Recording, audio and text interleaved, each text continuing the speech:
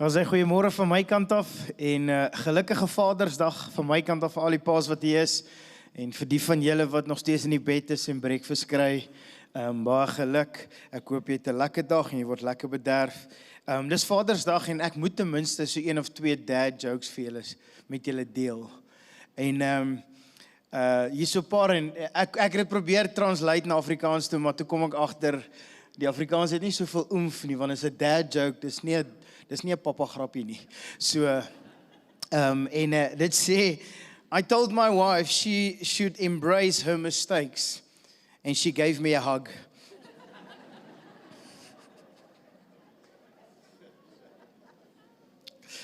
I told my doctor I broke my arms in 2 places and he told me to stop going to those places. Die laaste enetjie, why can't you trust stairs? They're always up to something. Ja, daai enetjie moes julle gelag het, dis 'n dad joke. I was a real dad joke. Maar ons is besig in ons week en dis week 3 van ons reeks Goedkoop Liefde en ons praat oor finansies. Want wat die hart van vol is, loop die mond van oor. En dit wat in die hart aangaan is eintlik wat ons wil oor kommunikeer, dat finansies is eintlik baie diep 'n geestelike oomblik ook as wat dit net fisies is. Dis iets wat ons moet beleef, hoe ons daarmee leef. En in hierdie wêreld waar ons leef, is ons geleer om alles styf vas te hou. Ons word aangemoedig om meer te spaar. Ons word aangemoedig om meer te versamel. Ons word aangemoedig om dit te beskerm wat ons het. Maar eintlik wanneer ons die woord lees, dan kom ons agter, ons hemelse Vader het sy seun gegee.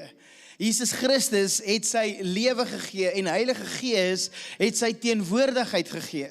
So dit is 'n beginsel van gee. Dit wat ons het is as gevolg van dit wat die Vader vir ons gegee het. En iemand het eendag in sy boek geskryf en gesê, you cannot outgive God. En ek dink baie keer dink ons soos kan God, we can outgive God, maar dit kan nie wees nie, want die kruis het vir ons kom wys dat daar was 'n groter prys wat betaal het, 'n diepte van God wat eintlik vir ek en jy wil kom wys het wat dit is om hierdie lewe te kan leef van gee, 'n lewe te kan leef van vrygewigheid en om te kan verstaan dat die Vader is ons bron. Ons inkomste is nie ons bron nie, dis 'n hulpbron. En ek dink wanneer ek daaraan dink, dan besef ek al hoe meer wanneer ons dink in terme van Jesus Christus en ek besef as ons sê die Vader het alles gegee en Jesus Christus het sy lewe gegee, wil ek vandag sê hy het nie net sy lewe gegee nie.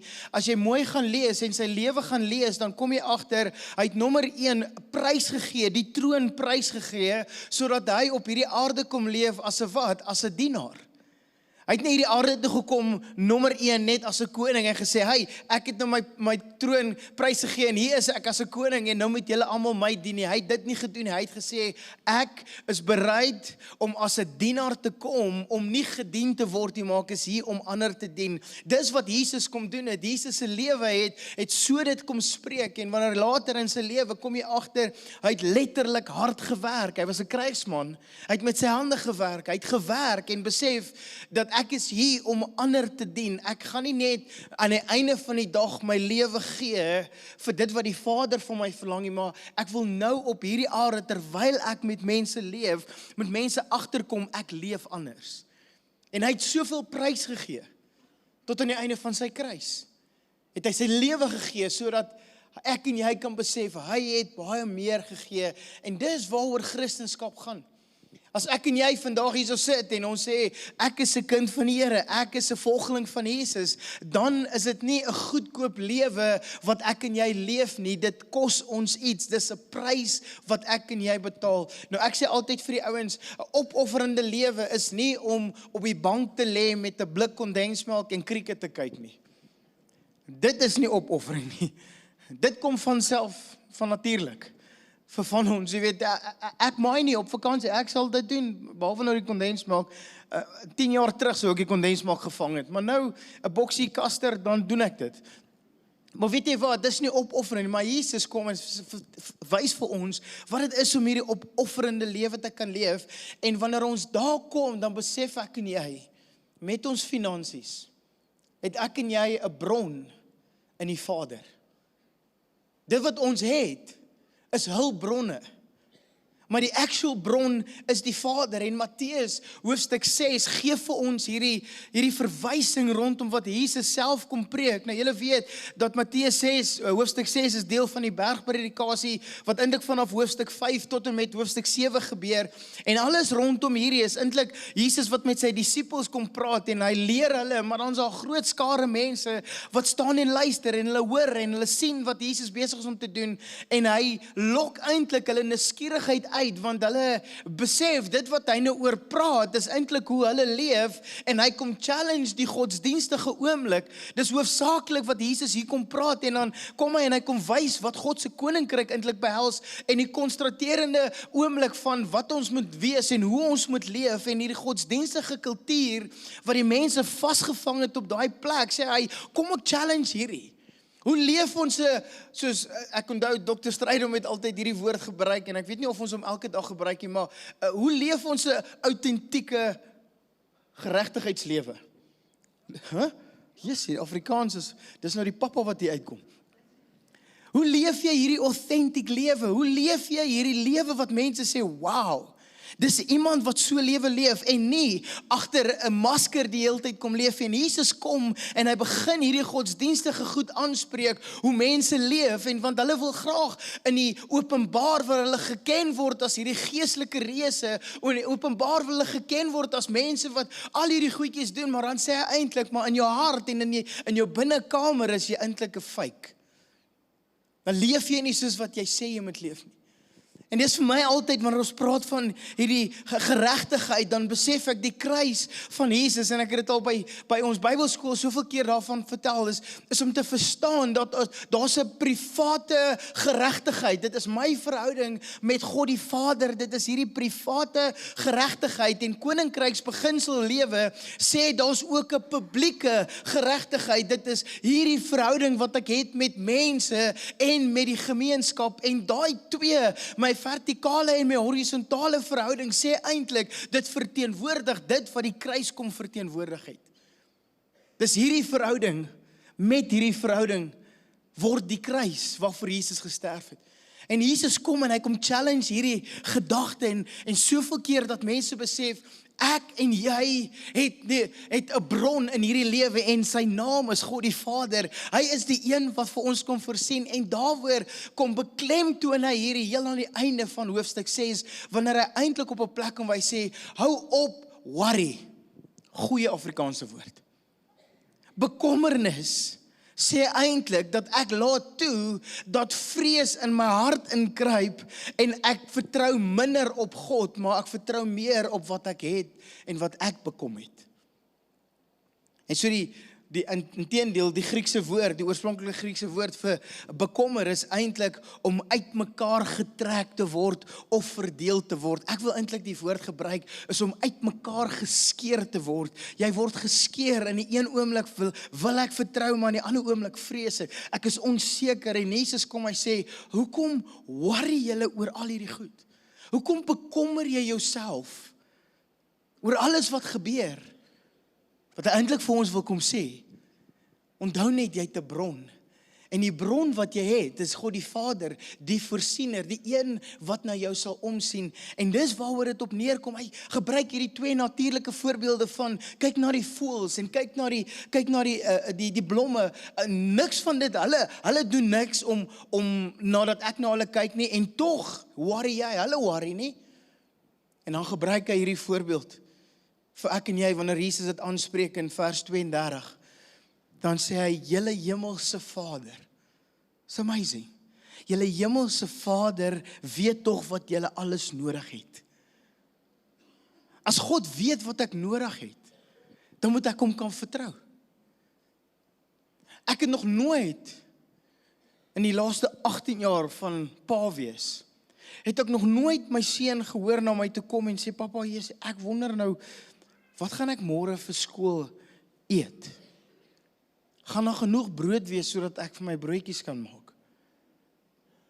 Papa, ek het nog gewonder, nee, wat hy eintlik kom vra, is daar's 'n ander vrymoedigheid, hy vra eintlik, hoorie papa, ek het gewonder of ek môre 'n burger kan kry. Ek gewonder of ek môre dit kan kry. Daar is nie 'n tekort in sy verwysing nie, want vir hom, vir al die jongste een, dink ek is die rykste ou op hierdie aarde. Spreek dit, seun, spreek dit. Want hy het 'n pa wat na hom omsien, en hoeveel te meer as ons hemelse Vader weet wat ek en jy het. Hoekom sal hy, as ons weet wat hy het, hoekom wil ons dan vrees? Hoekom wil ons bekommer? Vers 32, wat die klimaks van hierdie hoofstuk is, kom en sê, maar soek eers die koninkryk van God en sy geregtigheid. Soek sy beginsels van hoe ek moet leef met my finansies, met my hele lewe, met alles deur wie ek soek dit, dat jy kan agterkom, dit is nie 'n goedkoop lewe nie. Soek daai koninkrykslewe en sy geregtigheid, hierdie verhouding wat ek het met hom, soek dit, en al hierdie dinge wat ons tekort het, al hierdie dinge sal bygevoeg word. Nie van dit nie, alles sal bygevoeg word, want Jesus beloof nie 'n lewe wat vry is van verantwoordelikheid of probleme nie. Wat hy wel beloof is dat wanneer God se koninkryk prioriteit word in ons lewe, ons behoeftes aan hom bekend sal maak en hom meer kan vertrou. So soek eers beteken om God se reëls, God se doelwitte, God se waardes vir my lewe in te rig, en sodat ek my lewe volgens dit kan doen. So wanneer ek verstaan dat God ons Vader is, dan hou ek op vrees en hou ek op dink soos 'n weeskind wat onseker is van wat die Vader eintlik vir hom het. En ek dink ons baie geestelike weeskinders, baie Christene wat soos weeskinders optree, want ons vertrou nog nie volkome die Vader nie, want ek hou vas en alles is myne. Ek het nog nie die Vader se hart beleef nie. Hierdie is myne en alles gaan net oor my, ons werk, ons besighede, ons beleggings, alles wat ons het, God het jou daarmee toevertrou, dit is 'n hulpbron, dit is nie die bron van jou lewe nie. Amen. Dit was John Wesley wat gesê het, verdien alles wat jy kan, spaar alles wat jy kan, en gee alles wat jy kan. Maar ons hou net van die eerste twee. En dit is moeilik om die derde een te doen. Maar uit dit is dit 'n beginsel om te kan verstaan, ek is 'n rentmeester van wat God vir my kon doen, en omdat God die Vader aan my behoeftes ken en my behoeftes voorsien, kan ons met vertroue en vrede voortleef, want my bankrekening is nie die bron van my lewe nie, God is die bron van my lewe. Ek sê, hoeveel keer het ek al vir mense gesê, onthou net dat skaarsheid en armoede begin nie in jou beursie nie, dit begin in jou hart. Ja, maar Loel, en ek vertrou die Here al hoeveel keer, en dis asof die Here nie vir my deurkom nie. Hierdie is 'n vraag wat ek vir jou wil los, en jy kan self hierdie vraag antwoord. Wat het jy al gegee? Wat het jy gegee in jou hart? En, ja, maar ek het nie om te gee nie. Kan ek net dit sê, almal van ons het altyd iets om te gee. Ons het altyd om te gee. En wanneer jy dit doen, dan besef jy, dit is, ek maak my los van hierdie vrees om alles terug te hou en vir my te hou, maar regtig my hart oop te maak en te kan sê, Here, ek weet dat U wil iets doen in my hart, U wil iets doen in my gees, en daardeur lewe ek 'n vrygewige lewe van God se voorsiening, skep vrygewige mense. En dis wat die vroeë kerk kom besef het. In Handelinge hoofstuk 2 vers 44 tot 45 sê die volgende: al die gelowiges was by mekaar en het alles gemeenskaplik besit, en hulle het hulle eiendom en besittings verkoop en aan almal uitgedeel volgens elkeen se behoeftes. Jy sien, die vroeë kerk het verstaan dat alles wat hulle het hulle behaal as gevolg van wat God na hulle gegee het. God het na hulle omgesien, en God, die Vader, het vir hulle voorsien, en daardeur het hulle nie vasgehou aan alles nie, want as God dit vir my kan gee, hoeveel te meer kan hy nog vir my gee, as hy my kan vertrou met hierdie as rentmeester. It's amazing dat 'n beginsel gebeur, en dat iets gebeur met Pinkster. Hoe Christene eintlik die weg geword het, die 'n movement geword het, wat anders begin leef het, anders begin optree het, nie soos hulle ou lewe nie, maar hulle nuwe lewe, en hulle het die teenwoordigheid van God bekom. Hulle het gesien dat dit is 'n werklikheid, hierdie teenwoordigheid van God het my lewe kom verander. Hulle het nie net liefde ervaar nie, maar hulle het liefde uitgeleef en besef, dis wat ons kom doen. Hulle het die vrygewe geword teenoor mekaar. Hoekom? Want vrygewigheid vir die vroeë kerk was nie net 'n fondsinsamelingsstrategie nie, dit was 'n natuurlike gevolg van hulle lewe wat verander het. So as ek 'n Christen word, wat het nou verander? Net die feit dat ek op 'n Sondag vroeër opstaan om kerk toe te gaan? Of is dit regtig my lewe wat daarvan uitspreek en sê, kyk, dis wat ek kom doen? Dit was Randy Alkin wat die volgende gesê het in een van sy boeke, The Treasure. Hy het gesê, God prosper us not to raise our standard of living, but to raise us our standards of giving. Jy is veronderstel om amen te sê. Want weet jy wat? Here, ek vertrou U, hoe meer ek het, hoe meer kan ek gee. Maar baie mense sê, ek wil net meer hê. Maar as ek meer het, Here, wil ek meer kan gee. Ek wil bekend wees as hierdie persoon wat gee. Want wanneer ons weet wat vrygewigheid aan ons doen en vrygewigheid in ons hart doen, dan besef ek het my lewe geskuif van waar ek die bron is en ek bekom alles na 'n plek waar ek kan sê, Here, ek vertrou U dat U altyd my beursie so sal volmaak dat ek altyd my beursie bereid is om oop te maak dat U uit my beursie uit kan haal wat U wil hê. Amen. Of was iemand wat eendag, of was ek? Was nie iemand, was ek. Onthou ek nou. Toe ek in P altyd vir die ouens gesê het, as dit kom by offerhande, dan sê ek, right, vat die ou se beursie langs jou en haal gou daardie offerhande uit. Dis baie vrymoedig, want dit is nie myne, dit gaan my niks kos nie. Hoeveel keer het ons al gesien met ons kinders, dan stop jy by 'n robot, dan sê my seuns vir my, pappa, gee vir hierdie oom of hierdie tannie R20, of gee vir hulle ietsie. En dan as jy vir hulle sê hulle het, as jy pappa mag koop vir hulle ietsie. Lei die Here se voor nou. Maar pappa gaan koop vir hulle ietsie, dan sê ek, maar ek kan nie, as hy, nee, kom ons gaan koop iets. En dan, jy weet, dan voel jy so skuldig, dan dink jy, okay, dan ry jy nou maar, dan gaan swipe jy maar, en jy ry terug en jy gee dit, en toe hy my die derde keer weer vang en besef, pappa gee net toch ietsie vir die oom, betaal net, koop net vir hom kos, toe sê ek, wag. Ek dink, jy moet uit jou geld uit vir die oom gee. Jy kry mos geld. Jy het ook mos 'n spaarbussie. Jy het ook 'n bankrekening. Hoekom gee jy nie uit jou uit nie? Dan verander dit net so. Jy sê, maar vrygewigheid maak dat jou lewe verander.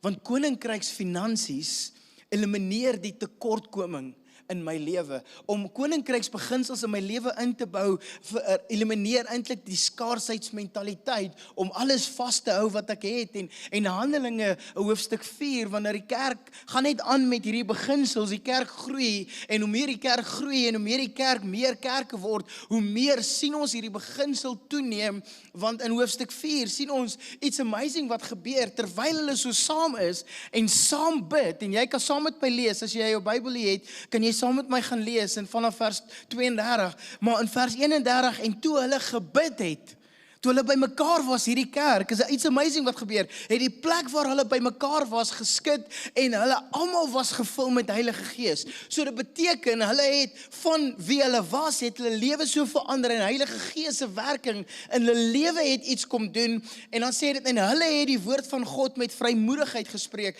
beteken hulle lewe het so verander, dat hulle vrymoedig was, om vir mense te gaan sê, wat Jesus in hulle lewe kom doen het. En baie Christene is nog te bang om vir ander te sê, dis wat Jesus kom doen het. Want sy lewe weerspieël nie koninkrykslewe nie. Sy lewe weerspieël nie dat hy 'n volmaakte en vol van Jesus is nie, dat hy heeltemal 'n omkeer gehad het, en so is ek bang, en die Bybel sê, as gevolg van Heilige Gees in hulle lewe, het hulle met vrymoedigheid die woord van Jesus gespreek. Dis wat die Heilige Gees kom doen. Maar dan vers 32, luister hierna. En die menigte van die wat gelowig geword het, was een van hart en siel, En nie een het gesê dat iets van sy besittings sy eie was nie. Kom julle agter, ons praat van doodnormale mense soos ons, wat tot op 'n plek gekom het, tot bekering gekom het, en na sy bekering, na vervulling van Heilige Gees, toe het nie een van hulle gesê, dit wat ek bekom het voordat ek 'n kind van die Here was, voordat ek my hart vir die Here gegee het nie, dit wat ek bekom het, niks van dit is myne nie. Dat 'n kopskuif gebeur, dat 'n hartskuif gebeur, dat 'n gees geïmpakteer in hulle lewe, en dan sê dit, maar hulle het alles in gemeenskap gehad, en met groot krag het die apostels getuienis gegee van die opstanding van die Here Jesus Christus, en groot genade. Wat is die woord genade? Beteken, dit wat ek nie verdien nie, maar tog kry ek dit. Groot genade was oor hulle almal. En dan is dit hierdie woord, want, niemand onder hulle was behoeftig nie. En dan is daar weer 'n want, almal wat besitters was, van grond of huise was, het dit verkoop, en die prys van wat verkoop is gebring, en aan die voete van die apostels neergelê, en almal, elkeen uitgedeel, volgens wat hulle nodig gehad het. Want, hoor hoe mooi sê die Engelse vertaling dit in die NIV, hy sê, and God's grace was so powerfully at work in them all, that there were no needy persons among them. Daar was geen mense wat behoeftig was onder hulle nie. Hoekom? Want ewen die behoeftige mense het gegee. Die wat baie gehad het, het gegee, het 'n lewe van vrygewigheid geleef. En die kerk, en dis die getuienis van die kerk het nie die nood uitgeskakel nie, want almal het nie wel afgeword nie, maar die kerk het die behoeftes uitgeskakel, omdat almal gewillig geword het. En julle sal onthou, 2 weke gelede, toe ek die volgende gesê, ons reageer nie op 'n behoefte nie. Ons reageer op 'n stem. En as God vir jou sê, dat jy moet gee, dan gee ek. Wanneer jy reageer op 'n behoefte, dan voel jy skuldig. Het jy al agtergekom? Dan voel jy skuldig, want ek moet nou vir hierdie ou gee, want ek het iets in my beursie. Maar wanneer jy hoor dat die Vader vir jou sê, jy moet saai, dan besef jy, daar's 'n nuwe lewe wat besig is om te gebeur. En dis wat ons besef, die vroeë kerk het besef dat hulle is maar net rentmeesters, bestuurders, van dit wat die Vader aan hulle toevertrou het.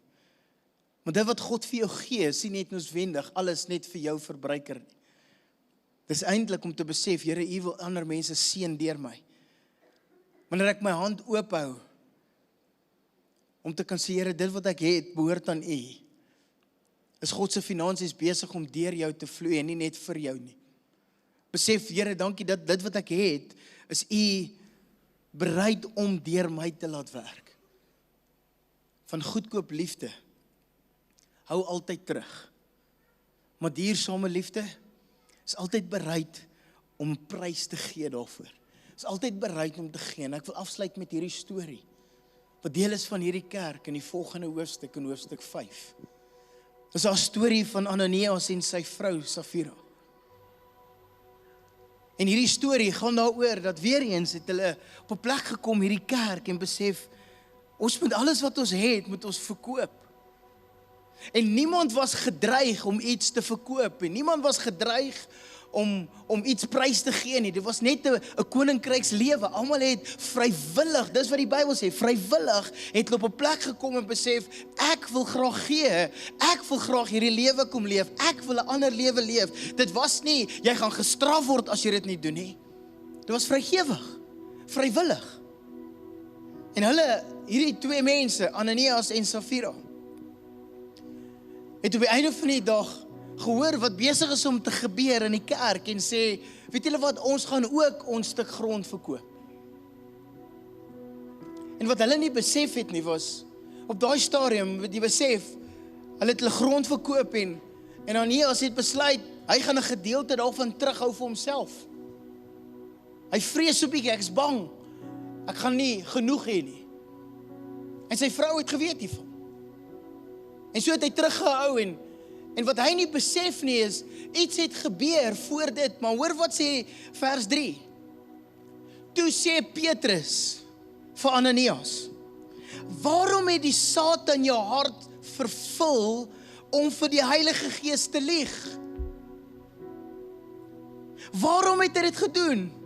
En van die prys van die grond agtergehou. Hoekom het jou hart oopgestel dat daar 'n leuen in jou hart ingekruip het? Ananias, hoekom het jy vir die Heilige Gees gelieg? En ek wonder die hele tyd oor hierdie gedeelte oor, hoekom vir die Heilige Gees? Hoekom nie vir die Vader nie? Hoekom nie vir die mense nie? Ek besef, die vorige hoofstuk eindig so dat hulle in hierdie gebou was, in hierdie vertrek, almal een gesin, en hulle was gevul met Heilige Gees, wat beteken, jy Ananias weet mos wat reg en wat's verkeerd. Dis hoekom Heilige Gees daar is, om ons te kom oortuig van dit wat ons verkeerd doen, en nou kom Ananias en hy lieg vir Heilige Gees, en sê nee, dit wat ek het, dit is wat die prys was.